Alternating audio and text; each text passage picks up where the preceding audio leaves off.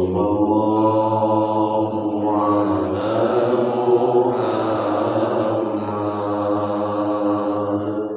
Sallallahu alaihi wasallam. Sallallahu ala Muhammad.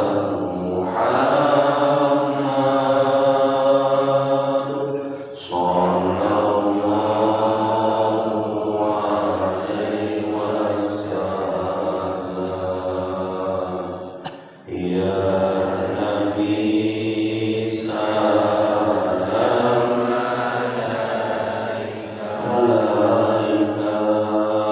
ya Rasul salam alaika, ya Habib salam alaika.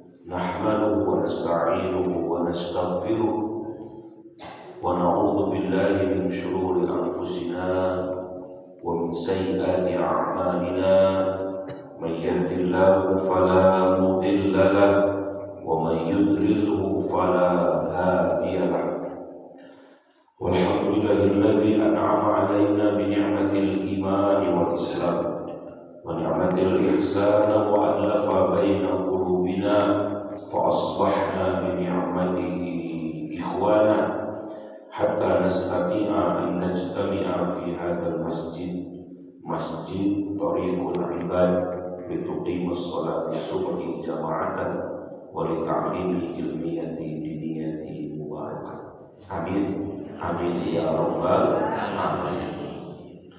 نشهد أن لا إله إلا الله ونشهد أن محمدا رسول الله. نصلي ونسلم على رسول الله سيدنا ومولانا محمد صلى الله عليه وسلم وعلى آله وصحبه وبارك وسلم أجمعين. صلاة الله سلام الله على طه رسول الله. صلاة الله سلام الله على ياسين حبيب الله.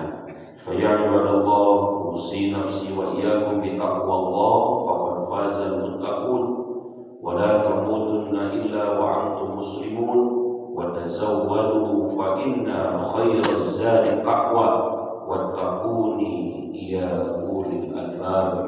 كما قال الله تعالى في القرآن بسم الله الرحمن الرحيم يا أيها الذين آمنوا اتقوا الله حق تقاته ولا تموتن illa wa antum muslimun.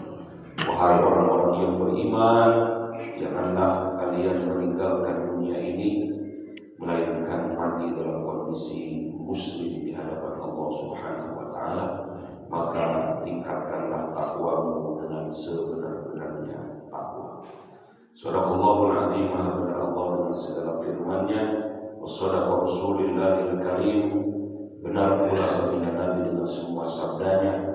Wa nahnu insyaallah minasyahidin wasyakirin wattabi'in walhamdulillahi rabbil alamin.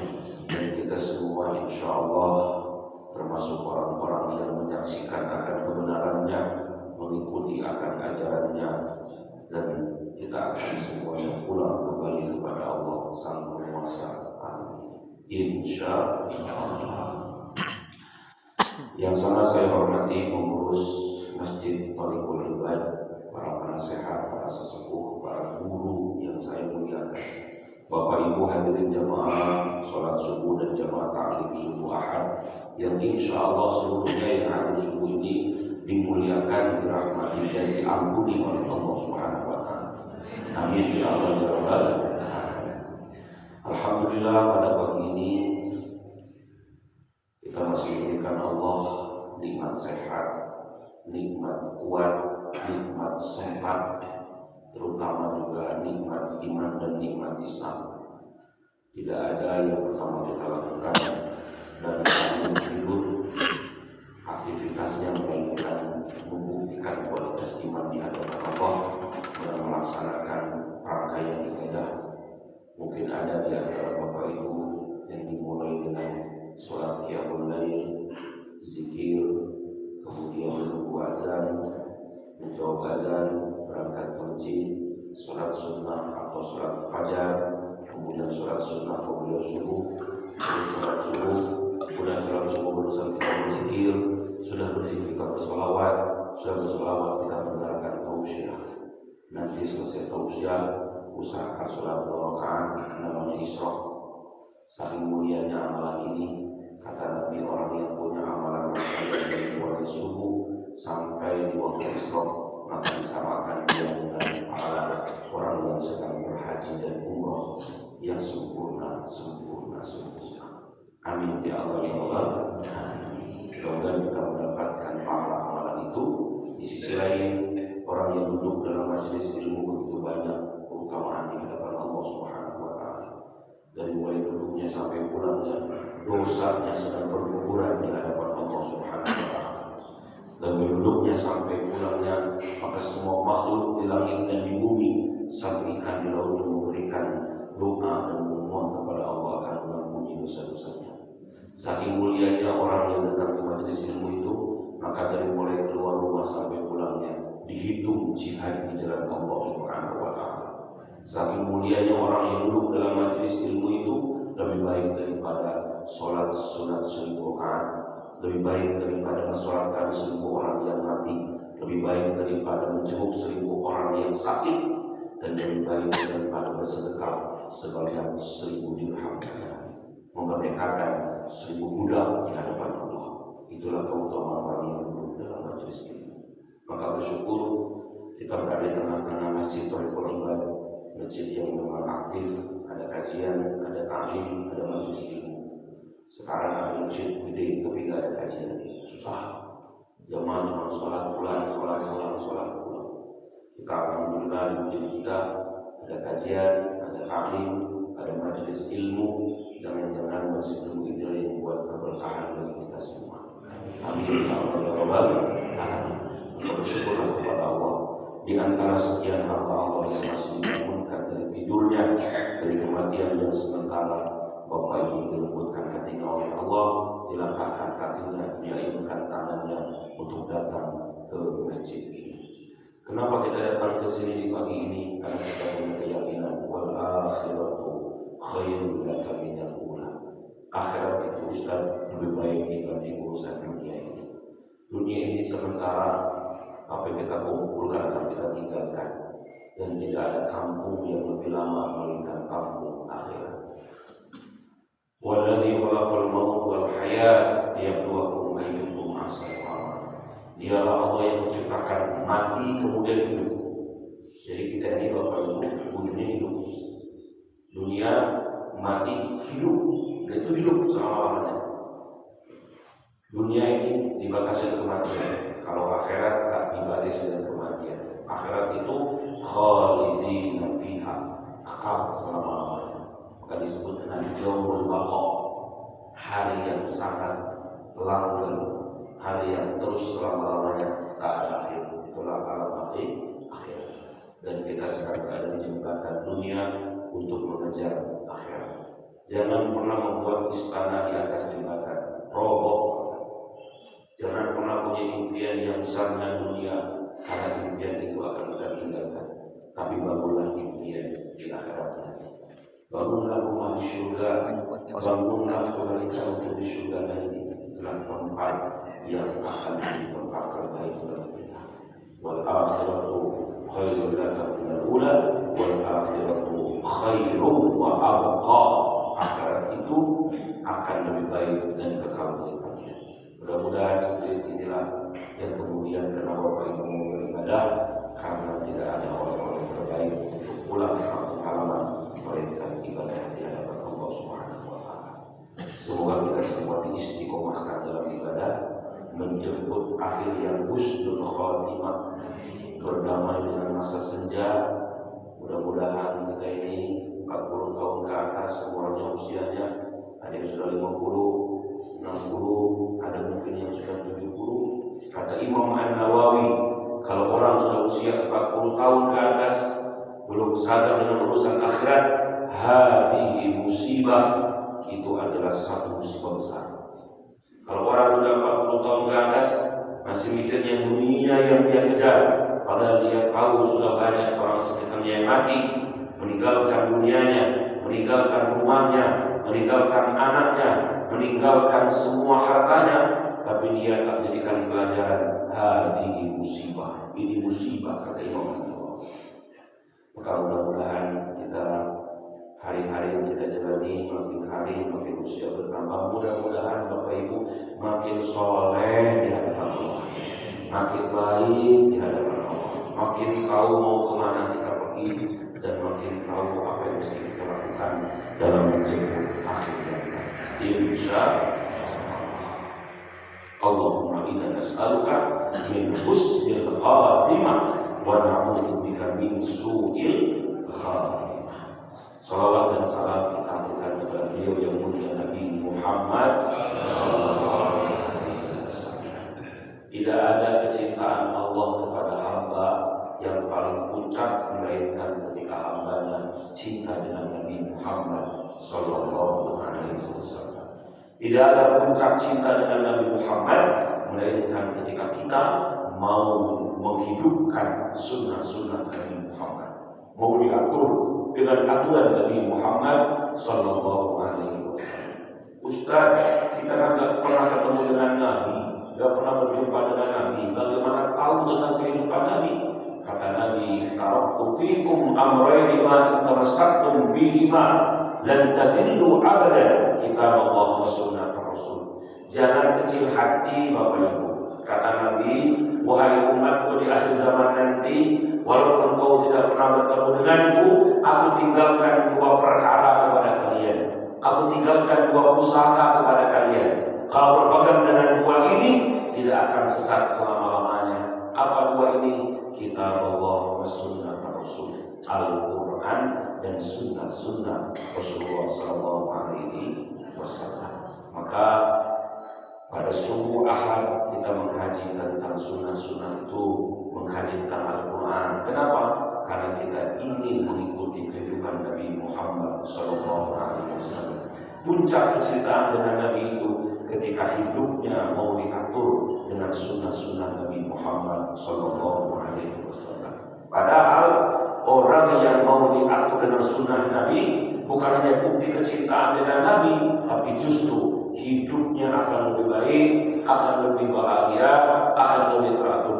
Hidup dengan sunnah, hidup dengan aturan Nabi, menua bersama dengan Al-Quran, menua dengan aturan Rasulullah SAW, maka Allah akan perbaiki hidupnya lebih baik di dunia, dan Allah akan berikan balasan di akhirat nanti. Allah sebutkan di Quran, man 'amila shalihan min dzakarin aw untha wa huwa mu'minun falanuhyiyannahu hayatan thayyibah wa lanajziyannahum ajrahum bi ahsani ma kanu ya'malun. Dengan aktivitasnya, dengan sunnah Nabi, kata Allah, karena iman dia kerjakan, maka Allah akan jadikan hidupnya lebih baik daripada kehidupan sebelumnya, dan kami akan memberikan balasan, diberikan pahala di akhirat nanti, dan Allah tidak mungkin menzalimi akan apa yang dikerjakan oleh hamba. Jadi Bapak Ibu, hidup mau dengan sunnah Nabi itu bukan persoalan karena cinta dengan Nabi saja, tapi insya Allah akan lebih baik hidupnya, akan lebih sehat badan kita, akan lebih teratur jiwa kita, akan lebih teratur hidup kita, akan lebih tenang bawaannya. Kenapa? Karena hidup dengan sunnah Nabi. Justru orang yang hidupnya semerawut, acak-acakan, hidupnya liar, tak mau dengan sunnah Nabi, perhatikanlah, kita akan terbentur hidupnya dengan urusan-urusan yang sifatnya tidak baik. Boleh jadi penyakit yang kita terima karena kita sering meninggalkan sunnah Nabi. Mungkin kita sering makan berdiri, minum berdiri, mungkin kita sering salah dalam pola tidur, kita sering salah dalam pola berpakaian, dalam makan dan lain sebagainya. Insya Allah, semakin jauh dengan sunnah Nabi, hidupnya akan semakin susah, Bapak Ibu. Dan makin diatur dengan sunnah Nabi, maka akan lebih bernilai dalam hidup. Maka adab-adab Nabi yang kita bahas setiap subuh Ahad dengan saya ini mudah-mudahan mudah diamalkan dan menyadarkan kepada baginda Nabi Muhammad Sallallahu Alaihi Wasallam. Dan itulah bukti kecintaan dengan Nabi Muhammad. Baik, subuh ini kita akan meneruskan. Kita akan bahas tentang sekarang adab dalam bergaul, adab dalam bergaul sesama kita. Allah dan Rasulnya menganjurkan kita untuk punya sikap dan tingkah yang baik kepada orang-orang sekitar kita. Sebetulnya Pak, ibadah ritual itu, sholat, puasa, zikir, baca Quran, itu semua puncaknya adalah pribadi kita harus lebih baik di hadapan makhluk Allah. Kenapa sholat? Inna sholata tanha 'anil fahsya'i wal munkar. Biar kita yang sholat ini tercegah dari perbuatan fahsya dan munkar. Sholat. Kenapa puasa? Sesungguhnya puasa itu bisa menjadikan orang pelakunya menahan nafsunya, belajar sabarnya. Kenapa kita baca Quran? Dengan Quran itu menenangkan hatimu,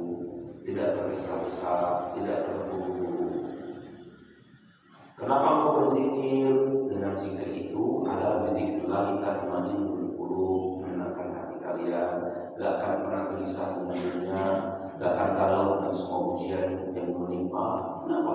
Karena dia sering berzikir kepada Allah. Jadi semua yang kita kerjakan dalam bentuk ritual itu puncaknya adalah akhlak kita lebih baik, adab kita lebih baik, terutama dalam memperlakukan orang lain.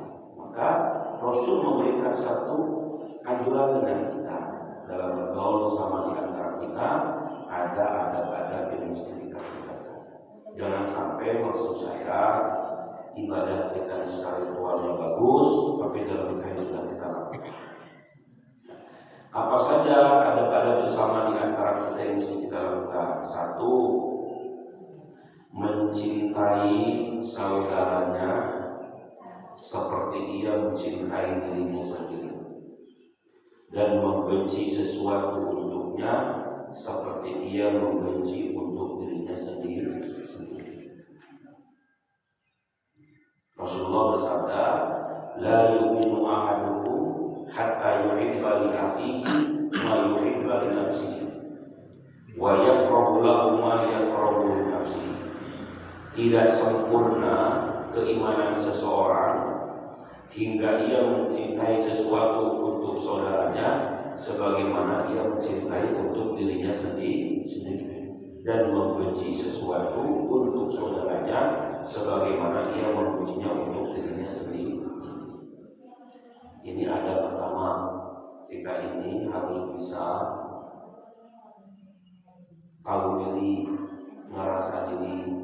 Apa yang kita suka, orang juga suka. Apa yang kita tidak suka, orang juga suka. Kalau kita nggak mau dicubit, jangan cubit orang. Ibu, kalau nggak mau digosipin, jangan gosipin orang. Kalau nggak mau dibongkar aibnya, jangan bongkar aib orang lain. Kalau nggak mau direbut suaminya, jangan rebut suami orang. Gitu, ya kan? Bapak, ya kan? Bapak kalau pengen dihormati sama istri, pengen dimuliakan sama istri, Bapak harus sayang sama istri, yang banyak nuntut sama istri. Kita aja belum bisa memberikan yang terbaik kepada istri. Ibu, kalau suami pengen sayang sama ibu di rumah, pengen betah di rumah, maka ibu juga memuliakan dia. Jangan nuntut suami pengen di rumah, tapi ketika di rumah ibu cuekin suaminya, ibu acuin suaminya. Kata Nabi, puncak keimanan seseorang itu adalah ketika dia mencintai saudaranya sebagaimana dia pun mencintai dirinya sendiri, dan dia membenci sesuatu sebagaimana dia membenci untuk saudaranya sebagaimana dia pun membenci untuk sendiri. Kalau ibu lapar mau nggak? Nggak mau, pengennya perutnya kenyang. Nah, orang lain juga sama, pengennya nggak mau lapar, pengennya perutnya nggak begitu tuh. Maka kata Nabi, man arafa nafsahu faqad arafa rabbahu. Orang yang tahu diri, dia akan tahu siapa Tuhannya. Jadi nggak boleh egois, nggak boleh egois dalam hidup ini. Bertetangga apalagi, bertetangga apalagi. Kalau ada orang kentut, kita kenal baunya, kita benci. Orang juga sama. Kalau ibu kentut, bapak kentut, kenal bau orang, orang juga benci. Makanya kata Nabi itu ada. Kalau kentut, ada orang agak jauh dikit. Nah, makanya kita nggak senang juga. Nah, kita mah kadang-kadang spirit itu pengen menang di kita. Orang terserah, nggak boleh egois. Islam membenci kepada orang egois, hanya pengen diri sendiri tapi lupa dengan orang lain. Walaupun mohon maaf berbuat baiklah karena Allah, tapi hati-hati, harus ada keseimbangan. Kalau kita pengen dibaikin sama orang, harus baik sama orang. Maka ada orang pepatah kalau masuk ke rumah itu ada tulisan, Anda sopan, kami segan. Anda sopan, kami segan. Itu bagus itu kata itu. Artinya apa? Sebelum mengukur orang lain, ukur diri kita sendiri. Kita makan kadang senang ngatur orang, nggak mau ngatur diri, ya kan? Senang ngatur orang, nggak mau ngatur sendiri. Kadang-kadang mau maaf, sering kolusi, nepotisme, ya kan? Karena ini saudara kita, karena ini anak kita, kadang-kadang mohon maaf lebih mendahulukan anak kita dibanding orang lain, apalagi dalam hal umum. Nah, sebenarnya ya nggak boleh begitu. Ada keseimbangan, ada penghormatan yang bisa menahan egois dan emosi. Di hadis lain Rasul bersabda, "Matsalul mu'minina fi tawaddihim wa tarahumihim wa ta'atufihim kamatsalil jasad, idza ishtaka 'udwun tada'a lahu sa'irul jasad bis-sahri wal humma." Perumpamaan orang beriman itu dalam seperti apa? Satu tubuh apabila salah satu anggotanya mengeluh karena sakit, seluruh anggota tubuhnya akan berpengaruh dengan rasa sakit. Yang sakit itu jantung, yang nangis apa? Mata, ya kan? Yang sakit itu hanya sebagian kanan, tapi badan semuanya sakit. Nah itu orang beriman itu begitu. Jadi kalau ada orang yang sedang susah, syukur-syukur kita ini membantu dia. Nabi mengatakan orang beriman seperti satu tubuh. Agar kita bisa memuliakan orang lain sebagaimana memuliakan diri kita sendiri. Pertama, di hadis lain bersama al-mu'minu lil-mu'mini kal-bunyani yashuddu ba'duhu ba'dan. Seorang mukmin bagi mukmin lainnya itu ibarat satu bangunan saling memperkuat satu dengan yang lain. Mudah-mudahan kita punya kepekaan ini, kepekaan sosial yang terbaik. Yang kedua, adab dalam bergaul, menolong dan tidak menelantarkan saudaranya kapanpun ketika ia membutuhkan bantuannya. Rasulullah bersabda, "Unsur akhaka dzaliman aw madluman." Wa su'ila alaihi salatu wassalam an kayfiyati nasrihi wa huwa zalimun faqala taqulu fawqa yadayhi bima'na ta'juzuhu 'anil dhulmi wa tahulu bainahu wa baina fi'lihi fadzalika nasruka lahu. Kata Nabi, perhatikan, tolonglah saudaramu yang berbuat zalim maupun yang dizalimi. Ada yang tanya kepada beliau, "Ya Rasulullah, kalau cara menolongnya sedang dia berbuat zalim gimana? Kan kalau orang yang dizalimi kita tolong aja ya Pak. Nah, sekarang kalau orang berbuat zalim ditolong gimana?" Kata Nabi, "Apa? Engkau menahannya dan mencegahnya, berikan nasihat kepadanya agar dia tidak berbuat zalim." Nanti ibu zalim sama suami, bapak zalim sama istri, itu namanya mengingatkan. Sedang menolong orang yang zalim, baik yang berbuat zalim maupun yang dizalimi. Menolong orang berbuat zalim, seperti apa? Kita menasihati dia agar dia tidak berbuat zalim. Itu juga ibadah. Tidak hanya menolong orang yang dizalimi, ya Pak. Itu jelas, ya orang yang dizalimi jelas kita bantu, kita tolong, ya. Nah ini kita juga harus menolong orang yang menzalimi orang lain, mengingatkan setidaknya. Mengingatkan. Al-muslimu akhul muslimi ya la yadrimuhu wa la yakhdhuruhu wa la yahqiruhu. Seorang muslim itu saudara muslim lainnya tidak menganiayanya dan tidak menelantarkannya serta tidak merendahkannya. Haram bagi seorang muslim kepada muslim yang lainnya untuk saling menelantarkan, saling menzalimi. Makanya ya Bapak Ibu saudara kita yang berjuang buat Palestina itu luar biasa ya Pak. prosesnya itu mereka. Ya, dia bisa saling menolong. Ya.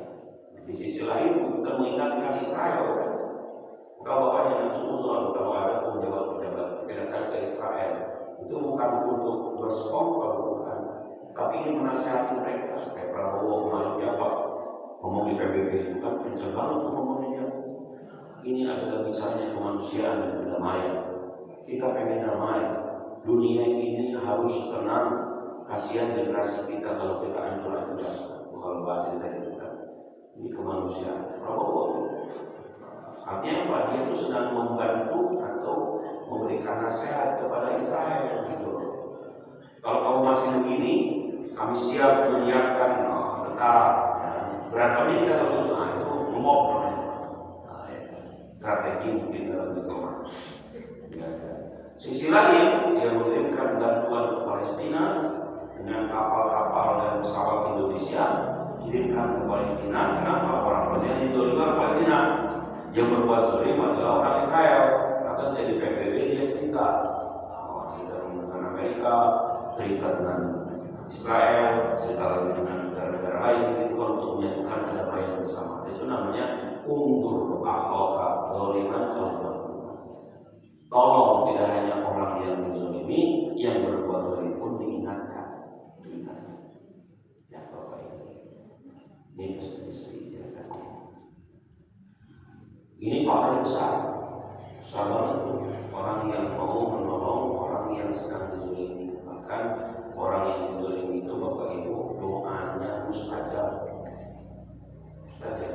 Dan ketika kita bisa menghentikan orang berbuat zalim, menghentikan itu, nah itu juga besar pahala bagi kita. Ya kan. Siapa tahu Bapak Ibu misalnya punya kawan, punya teman, punya kakak, punya adik, ya nggak usah jauh-jauh lah. Ya kan dalam kehidupan rumah tangga kan kadang-kadang gitu ya.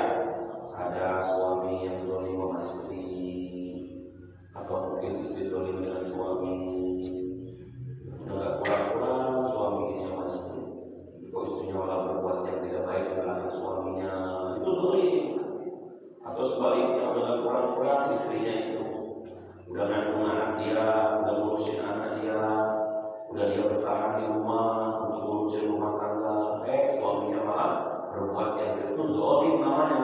Nah kita tahu itu, Bapak kasih masukan, bantu yang dizaliminya, ya kan kasih masukan, berbuat zalimnya kasih masukan tuh. Nah, itu bagian di antara kewajiban ada bersama muslim diingatkan. Dan Rasulullah itu begitu Pak. Yang dizalimi dia bantu, yang berbuat zalim Rasulullah ingatkan. Hati-hati. Ini adalah kewajiban seorang muslim.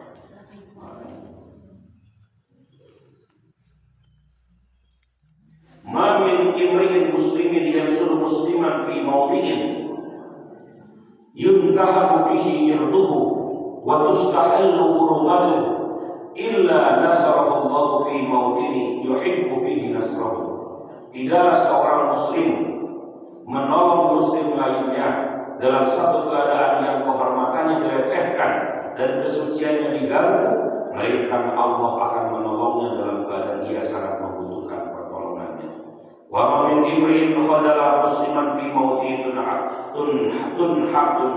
tuntahabu fi hurmatuhu illa khadalahu Allah fi mauti yuhibbu fihi nasrahu. Dan tidaklah seorang muslim menelantarkan seorang muslim yang lain dalam keadaan kehormatan dilecehkan, melainkan Allah akan menelantarkannya dalam keadaan ia sangat membutuhkan pertolongannya.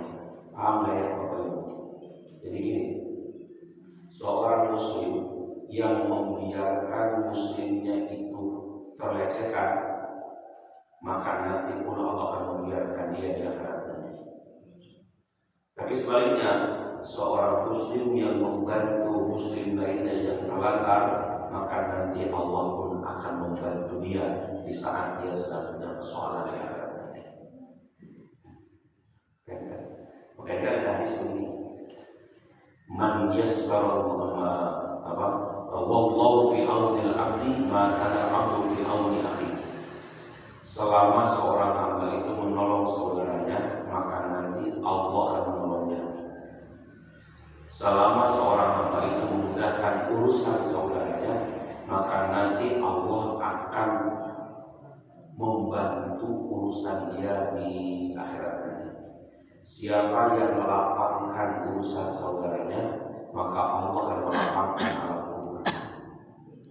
Jadi Bapak Ibu, kita itu nolong orang, melapangin orang itu orientasinya bukan biar orang itu membalas kebaikan kita, bukan. Itu otomatis. Tapi agar Allah yang maha baik tambah baik dengan kita. Belajar itu. Bapak nolong anak yatim. Maksudnya apa Ustaz? Biar anak yatim nolong kita, tidak mungkin Pak. Tidak mungkin. Tapi ketika kita bantu anak yatim, nanti Allah akan bantu kita. Makanya kan kalau orang-orang tasawuf itu Bapak Ibu, setiap punya masalah itu kadang-kadang dia tidak fokus pada masalahnya, tapi dia akan melakukan kebaikan-kebaikan sehingga nanti Allah menyelesaikan masalah. Gitu Pak. Ini ada orang sakit, gitu. Dia tolongnya apa? Mendoakan. Dia tolongnya apa? Bersedekah atas dirinya. Bisa jadi orang itu ketika punya masalah, dia melakukan kebaikan-kebaikan sama yang lain. Nanti Allah akan memberikan pertolongan, kesembuhan lewat yang lain, lewat yang lain. Karena dokter tidak pernah menjanjikan sehat. Ya Pak ya, yang punya sehat siapa? Allah. Ya kan, bos tidak menjadikan kita kaya. Setiap kali gaji kita dikurangi. Tapi yang menjaga rezeki siapa? Allah. Maka kita ini teorinya adalah berbuat baiklah biar Allah yang maha baik, maha baik dengan kita. Bapak sholat, ibu sholat, bapak berjamaah, ibu datang dari itu biar Allah tambah baik sama kita. Bukan karena aku. Ini tauhid. Bapak saya sama istri bukan biar istri saya sama kita. Karena kadang-kadang ada suami yang sudah baik sama istrinya, tapi tidak ngerti istrinya. Iya, tapi kenapa? Allah yang menyuruh bapak untuk memuliakan istri, biar nanti Allah yang maha baik memuliakan bapak. Ibu berbakti sama suami, apa tujuannya? Biar suami saya sama kita, jangan. Kadang-kadang ibu sudah baik, tapi suami tidak tahu diri. Tapi ibu tujuannya apa? Biar Allah yang maha baik tambah sayang sama ibu. Maka tidak akan kecewa kalau ternyata kebaikan kita nanti tidak dibalas sama pasangan kita. Jangan kecewa, tidak apa-apa, kan semua Allah. Sama anak bapakku, kita nggak kurang-kurang sama anaknya. Anak udah gede, lupa orang tua. Dari kecil mah ya Allah ditemenin, disekolahin, dikuliahin. Udah nikah mah lebih sayang sama istrinya dibanding sama emak bapaknya. Iya kan? Terus ibu kecewa dong. Kecewa saya. Udah gedein anak, udah rumah tangga mah lupa sama emak bapaknya tuh kan. Tapi kecewa itu gimana? Hati-hati itu hilang semua pahalanya. Tapi Bapak Ibu harus punya manajemen hati. Gimana caranya? Saya ini ngurusin anak sampai dia gede, sampai dia berumah tangga, sampai apa? Adalah Allah yang maha baik. Kenapa? Karena Allah yang memerintahkan kita ngurusin anak. Itu konsep berbuat itu. Jadi bisa jadi kebaikan kita di Bapak Ibu menjadi asbab Allah akan tambah baik dengan kita. Maka ikutilah keburukan yang baik. Wattabil sayyi'at bil hasanati tamhuha. Ikuti dulu yang kita pernah berbuat buruk dengan kebaikan itu. Jangan disesali, jangan dipikirin. Yang penting ke depan banyak berbuat baik. Insya Allah keburukan kita akan ditutup oleh Allah dalam kebaikan. Insya Allah. Jadi orang yang memuliakan orang, maka nanti Allah muliakan dirinya. Orang yang melecehkan orang lain, menzalimi orang lain, acuh dengan keburukan orang lain, maka nanti Allah akan acuh dan coy kepada. Man radda an irdi akhihi radallahu an wajhihi an-nar yaumil qiyamah. Siapa yang membela kehormatan saudaranya, niscaya Allah akan menjauhkan wajahnya dari api neraka pada hari dia. Masya Allah. Sampai nanti Pak, siapa yang membela kehormatan saudaranya, nanti Allah akan menjauhkan wajahnya dari api neraka di hari dia. Yang ketiga, yang pertama tadi apa? Ada bersama kita mencintai sesuatu untuknya sebagaimana dia mencintai dunia sendiri dan membenci sesuatu kepada saudaranya sebagaimana dia membenci dunia sendiri. Yang kedelapan, menolongnya, tidak menggerakkannya. Yang kedua, yang ketiga, tidak menyakiti saudaranya atau menimpakan kepadanya sesuatu yang tidak disuka. Berhenti nyakitin orang, berhenti julid sama orang, berhenti kita ini menjadi orang yang egois kepada orang lain. Kulul muslim ala muslim haramun damuhu wa maluhu wa irduhu. Setiap muslim itu haram atas muslim yang lainnya apa? Darahnya, hartanya, dan kehormatannya. Jangan pernah mau nipu saudara kita, ngambil duitnya, apalagi menurunkan kehormatannya, membuat dia jatuh. Gak boleh iri kalau kemuliaan orang lain, gak boleh iri sama harta orang lain. Allah tidak suka. Para muslim itu haram baginya untuk mengambil kehormatan saudaranya, mengambil hartanya, dan mengambil darahnya. Boleh sampai membunuh. Jangan mau. Ada dua membunuh tuh Pak. Ada yang membunuh fisik, ada yang membunuh karakter. Dan ini berlaku di mana saja. Tidak jadi politik Pak. Di masjid juga ada.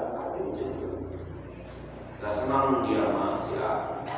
Mana-mana diomongin sampai jatuh namanya. Gak boleh gitu. Kadang-kadang sama ustaz itu berantem ada. Sama ustaz ada yang gini kan.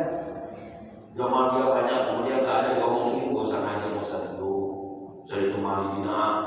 Entah di mana mondoknya juga sesat ya Pak.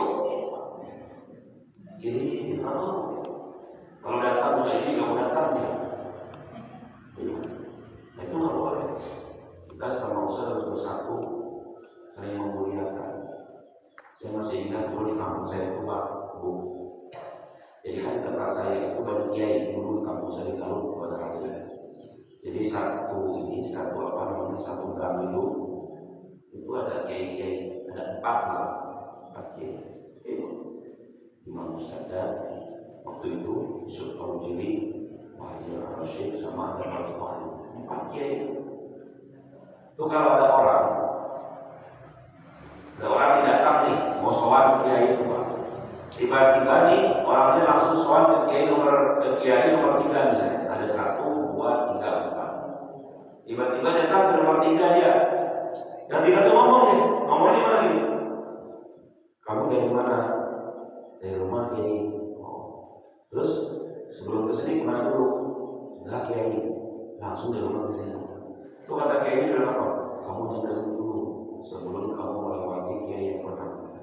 Musuhan sama kiai Musadar. Sudah balik lagi Pak. Balik lagi ya.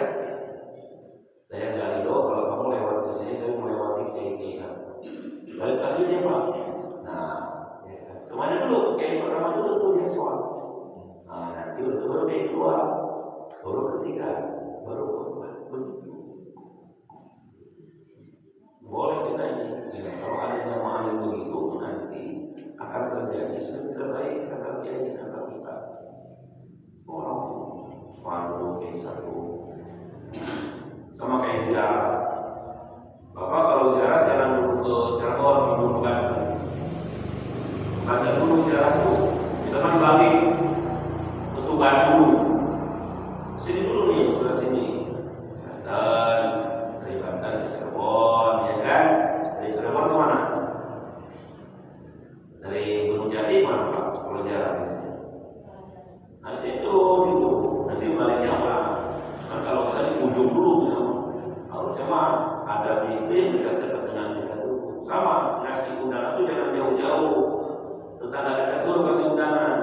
dia udah undang ya dekat dia undang. Zolim itu namanya. Nanti sayur nomor 3 dikasih tetangga yang 1 2 enggak zolim itu. Zolim itu. Ya, tetangga kita dulu kasih ke kita. Yang rumahnya dekat dengan kita, punya dekat dengan kita. Kabarin kalau mengundang itu. Jangan sampai tapi kalau ada orang lain.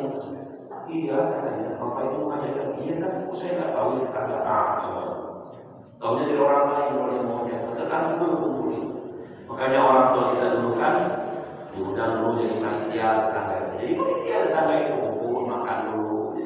Kenapa pak? Bukan panitia. Saya panitianya tetangga. Baru undang orang lain itu namanya ada. Namanya ada. Jangan sampai menjatuhkan kehormatan dan kemuliaan. La yahilu lil muslimin an yurawiya musliman, an yurawiya musliman. Tidak boleh seorang muslim menakut-nakuti, menteror muslim yang lainnya. Nah, ini salahnya. Jangan membuat orang terancam dalam hidupnya. Ya, kan? Jangan pernah membongkar aib saudaranya kepada saudara yang lain. Jangan sampai ini sengaja boleh ancam dia takut. Yang jadi teror. Ya disebut la yahul muslimin an yusyira ila akhihi bi nadratin tuqtihi. Tidak boleh seorang muslim mengisyaratkan kepada saudaranya dengan pandangan yang menyakitinya, boleh teror. Kita memandang saudara pun dengan pandangan yang serius tak boleh, Pak. Gimana orang tua oleh buka kita senang. Ini buka kita itu orang nggak mau kenapa? Boleh bapak itu bukan senang ya buka kita itu orang jadi gak berani mau datang ke rumah kita gara-gara buka kita ini sini. Ya, orang senang ke masjid makanya masjid harus senyum. Inna Allah yakrahu al mu'minin. Sesungguhnya Allah membenci gangguan yang ditimpakan atas orang-orang yang beriman. Jangan pernah mengganggu orang lain. Jangan pernah menjebak orang lain. Allah benci orang yang menjebak, mengganggu saudaranya. Orang mau jalan, halangi pakai batu jalannya. Orang mau jalan, tutupin jalannya. Ya, orang ya, buka jalan selebar-lebarnya biar orang muda. Orang minta batu. Al-muslimu man salim al-muslimuna min lisanihi wa yadihi. Orang muslim adalah orang yang muslim lainnya merasa aman dari gangguan lisan dan tangannya. Lisannya. Jadi kalau bicara jangan saya menyakiti hati orang adalah omongan kita. Insyaallah. Begitu indah ya Pak Islam itu ya. Insyaallah hati-hati. Selamatnya seseorang itu dari lisan dan tangannya sama. Jangan pernah menyakiti. Kalau bapak terluka bisa diobati. Kalau jatuh fisik diobati. Tapi kalau lisan yang tergelincir Pak sampai nyakitin hati orang, aduh ya Allah, ini yang berat Pak. Boro-boro sama orang lain Pak, kakak adik, kalau ada omongan yang gak enak itu Pak, 3 lebaran gak mau datang. Iya kakak adik. Adanya ngomong atau kakaknya ngomong, saya ini, ya Allah sakit beneran di saya. Kenapa? Dia ngomongin sama adik saya. Kalau saya itu begini, itu mana? Mau puasa bertahun-tahun Pak, mau sholat tiap malam, juga diterima sama Allah. Kalau sampai sakit hati, maka datanglah untuk membuka maaf dan meminta di antara kita permohonan maaf. Ya Allah, dengan orang setengah kali dengan setengah menyakiti hati dengan kurang-kurang al-mu'minu man amina anfusihim wa amwalihim. Orang mukmin itu adalah di mana orang mukmin lain merasa aman daripadanya dari diri dan hartanya. Mudah-mudahan rangkaian hadis-hadis ini bisa menguatkan kita ternyata jadilah orang lain Pak. Jadilah orang lain. Gak apa-apa sholat kita biasa. Gak apa-apa puasa Bapak biasa. Gak apa-apa baca Quran yang biasa.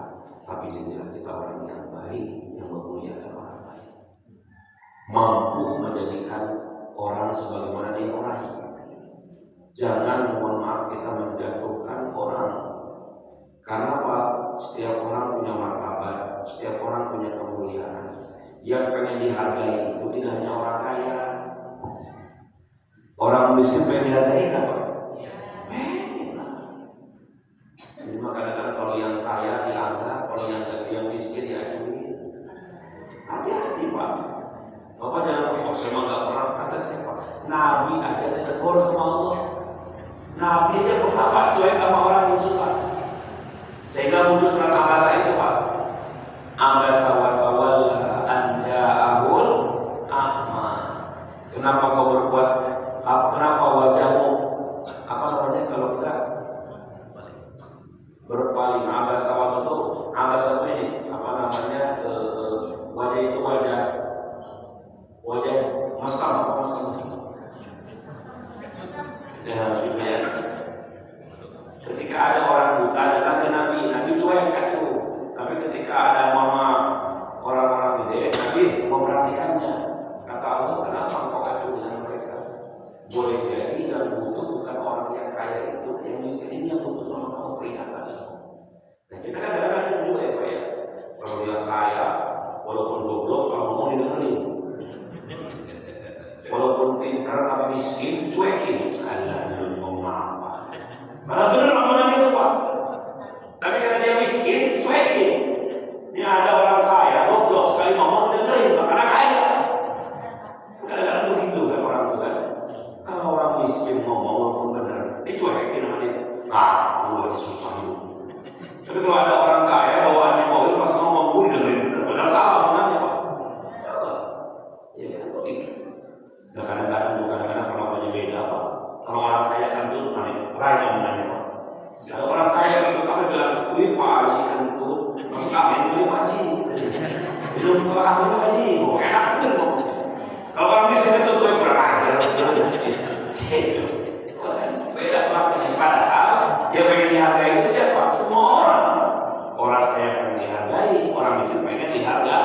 Ya, Islam memandang itu adalah ada kesamaan. Selama dia saudara kita, maka hormatilah, muliakanlah.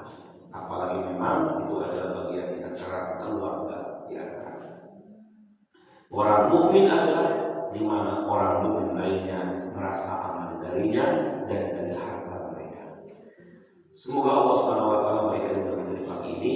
Ada 3 adab yang mesti kita kedepankan dalam pergaulan kita sehari-hari. Yang pertama tadi apa? Mencintai saudaranya sebagaimana mencintai dirinya. Yang kedua, menolong dan tidak menelantarkannya, baik ketika berbuat zalim maupun dzalimi. Dan yang ketiga, tidak menyakiti dan melimpahkan kepadanya sesuatu yang tidak dia sukai. Mudah-mudahan bermanfaat. Sampai sini kalau ada pertanyaan boleh bebas tanya apa aja. Mau beramal dengan tema boleh, dari mana? Sok kalau nanya boleh. Assalamualaikum warahmatullahi wabarakatuh. Waalaikumsalam warahmatullahi wabarakatuh. Tadi disampaikan oleh Ustaz itu masalah orang tua sama anak. Yang saya tanyakan, kita sebagai orang tua itu sudah tadi dikatakan sudah berbuat baik, sudah menyekolahkan dan seterusnya. Nah itu setelah anak dewasa itu anak menjadi misalnya bahkan sama orang tua, itu apakah ada penyebabnya dari orang tua, apa dia karena masih ngasih makan atau bagaimana? Terima kasih. Satu dulu ya Pak. Ya itu Pak, betul. Jadi kalau anak itu nakal, anak mengembangkan sama orang tua, di masa besarnya anak itu gak pernah peduli sama orang tua. Padahal lihat orang tua sama anak ini, satu kita sudah dulu ya, mungkin ujian bagi orang tua, ujian bagi orang tua.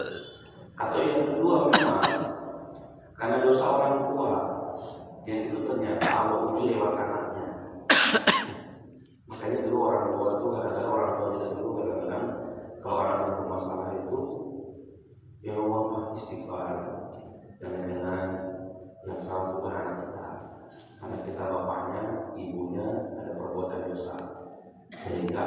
balas lewat anak. Makanya kan ayatnya ya ayyuhalladzina amanu qu anfusakum baru wa ahlikum.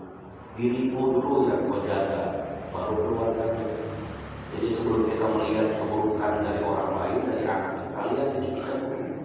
Oh jangan-jangan anak kita kesini itu kenapa? Karena kita bapaknya dulu mungkin pernah ngambil hak orang lain, dikasih makan ke anak kita. Dulu kita pernah mungkin menjatuhkan orang lain demi mendapatkan sesuatu, didapatkan sama anak kita. Oh ternyata orang itu gak bisa melawan kita, anak kita jadi ujian bagi kita. Maka itulah kenapa kata Allah kan doanya ini, Rabbana hablana min azwajina, azwaj dulu baru anak kan, azwajina baru wa dzurriyyatina. Ya Allah jadikan kami, berikan kami pasangan kami, istri dulu yang baik, suami dulu yang baik, baru nanti wa dzurriyyatina, anak-anak kami baik. Jadi jangan salahkan anak kalau ketika anak itu salah, ketika anak itu punya persoalan. Jangan-jangan mohon maaf orang tuanya yang belum sempurna dengan sikapnya. Maka teorinya kalau pengen punya anak yang soleh, orang tua dulu harus solehkan dirinya. Bapaknya harus soleh, ibunya harus solehkan, nanti anaknya akan ikut. Itu benar itu. Istighfar aja. Maka banyak terakat orang tua itu. Biasanya orang tua yang banyak terakat akan turun ke anaknya, Pak, kesolehannya. Orang tua kita tua, anaknya banyak, kuliah ke sekolah enggak, tapi 12 artinya jadi semua. Kenapa? Kuat terakat orang tuanya. Sekarang bapaknya S2, ibunya S2, anak cuma 2 biji berbangkang di kampung. Coba Pak, dulu orang tua kita sekolah nggak tamat Pak, anaknya banyak kali keurus semua, jadi semua. Kenapa? Ikhlas orang tuanya. Bahkan mungkin pola makannya tidak ada. Masya Allah. Jadi mudah-mudahan satu sisi saya mengambil pelajaran betul Pak. Acap kali memang kadang-kadang anak itu tergantung orang tua. Maka ada di surat Al-Kahfi itu ya kayaknya ada 2 anak yatim di kota Madinah itu disebut yatimaini. Ya kan dia 2 yatim. Tapi dia soleh, kenapa? Kanzul lahuma, karena dia punya soleh orang tua. Orang tuanya soleh, insya Allah nanti anaknya soleh. Maka kalau dia turunan Nabi itu kan, Nabi Muhammad itu kan karena soleh itu orang tuanya, jadi Nabi anaknya. Dari Maryam kan, Maryam Nabi bukan. Tapi karena soleh Maryamnya punya anaknya Nabi. Siapa anak Maryam? Nabi Isa. Jadi kalau anak punya masalah, istighfar orang tuanya cakep. Di samping juga memang kita kasih masukan sama anak. Kalau lihat di Quran bukan, karena yang namanya anak keluar dari orang tuanya. Maka mudah-mudahan kita bisa menjaga diri, jangan sampai dosa orang tua turun ke anak. Dosa orang tua turun ke anak. Kalau sudah terlanjur istighfar saja kepada Allah. Semoga Allah mengampuni dan Allah memberikan kebaikan atas apa yang pernah kita lakukan, dan sehingga Allah memberikan atas akibat-akibatnya. Begitu Pak. Semoga ada manfaatnya. Cukup? Ada lagi? Ibu tanya Bu? Bu, ada lagi mau Pak? Gak ada ya? Siang saja.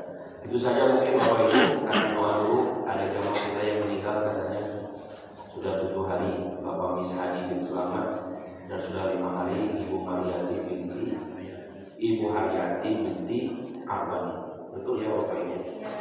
Mari angkat kedua tangan, tundukkan kepala kita berdoa kepada Allah Subhanahu Wa Taala. Mudah-mudahan sedekah doa kita di pagi ini buat rumah-rumah diterima di sisi Allah Subhanahu Wa Taala, dan ada kebaikan pahala yang kita selalu doakan. Amin. A'udzu billahi minasyaitonir rajim. Bismillahirrahmanirrahim. Subhanallah wa bihamdihi, subhanallahil azim.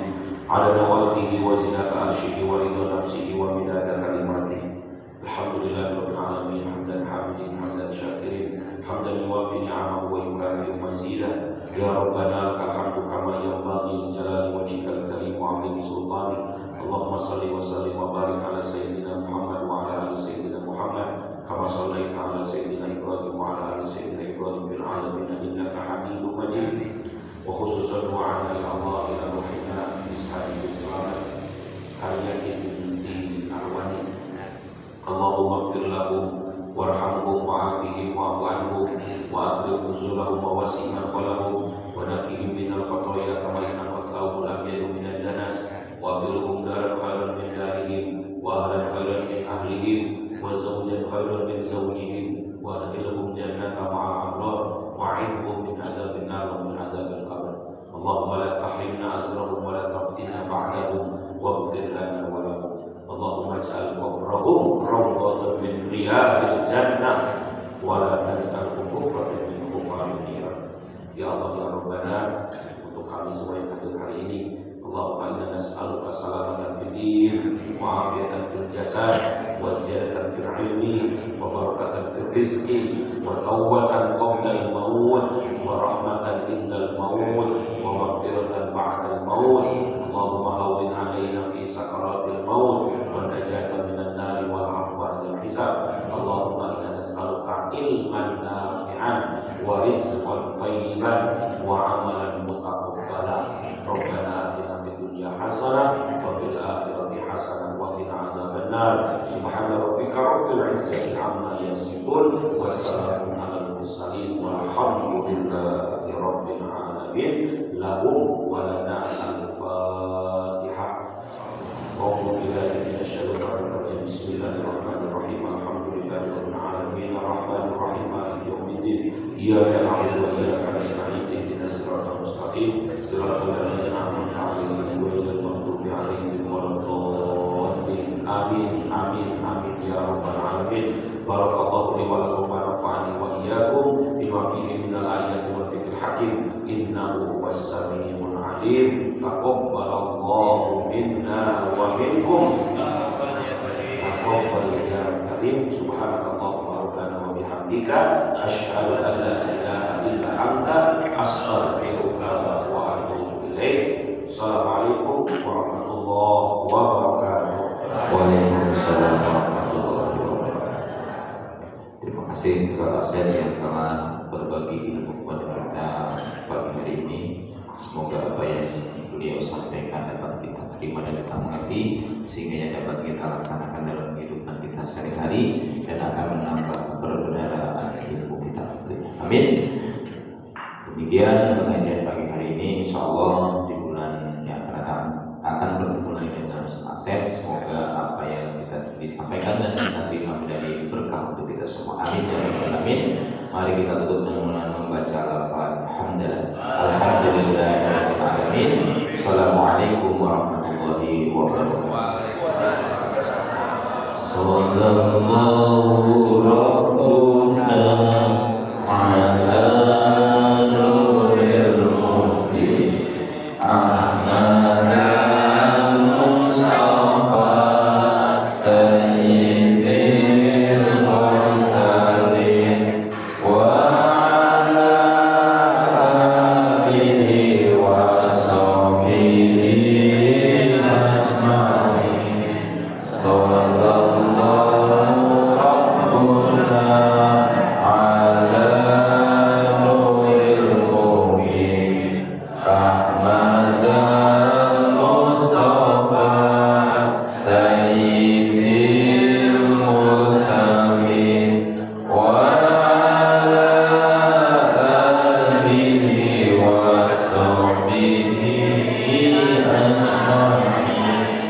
Sallallahu rabbuna ala nuril mubin ahmad mustafa sayyidil. Jemaah sekalian, ini ada undangan dari Pondok Pesantren Darul Qulub, Pondok Pesantrennya Ustaz Abdul Hadi, bahwasanya hari ini tepatnya Minggu 5 Oktober 2005 kita diundang untuk menghadiri pengajian dalam acara Kado Cinta untuk Nabi Muhammad.